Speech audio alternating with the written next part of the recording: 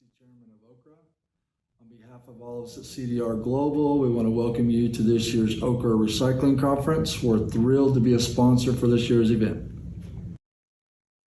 How is the state of Oklahoma affected by e-waste?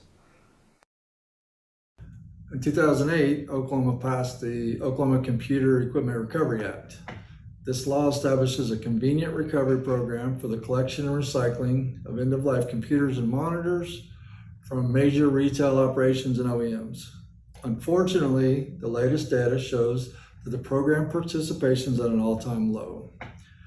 In 2019, the major manufacturers reported to the Oklahoma DEQ just over 450,000 pounds of computer equipment were collected, compared to the highest totals in 2011 and 2012 of 3 million pounds.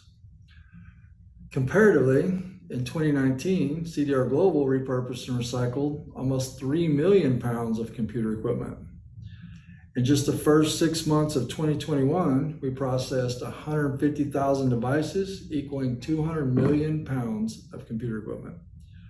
I feel like we have a responsibility as members of OKRA and leaders within our communities and companies to advocate for an update to this act, to widen its scope and create additional opportunities to expand e-waste recycling within our state. How does e-waste affect my community? As we continue to see distant learning outside the classroom and remote work happening within our state, it's important to keep in mind that the demand for reused, repurposed, and recycled equipment is very high. CDR Global is prepped to assist organizations, companies, and school districts with more sustainable solutions for their end-of-life technology. We also specialize in the refurbishment, resale of technology. We've seen that what may be outdated to one business may prove extremely useful or more current technology for another business.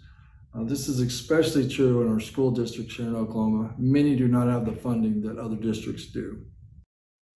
How is CDR Global helping to create responsible e-waste solutions in the United States? CDR Global has a zero landfill policy, meaning that none of the equipment we dispose of will ever end up creating any additional e-waste in the United States. We went from a 67% reuse rate in 2019 to 90% in 2020. CDR Global is doing everything we can to refurbish equipment. Reuse has again become very valuable in our society, and that includes technology. Who would have thought we'd see consumer demand on used boats, motorcycles, and cars at the prices they're being sold at today? We were also one of the first electronics recyclers to obtain the R2 certification for responsible recycling in Oklahoma. This standard helps ensure environmental compliance and data security for our clients. What steps has the CDR Global team been taking in its own offices to combat e-waste disposal and recycling in general? With almost 90 employees that are part of the CDR Global team, we work to practice what we preach by promoting recycling within our facility. CDR Global has a sustainability committee. They track internal use of bottles, recycled materials.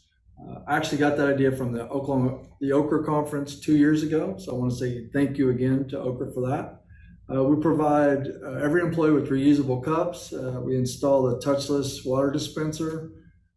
We measure weekly the amount of internally recycled materials and have monthly awards for the different departments. We've tried to make it fun by incentivizing our employees to recycle cans, bottles, and paper properly. We feel like companies should be sharing best practices and learning how they can take an active role in challenging their employees to lessen their company's waste footprint.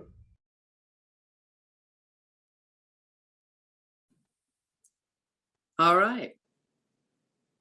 Michael Barton, thank you so much. And there, cdrglobal.com, if you have more questions or more you would like to know about it. We appreciate that. Spotlight sponsor CDR Global.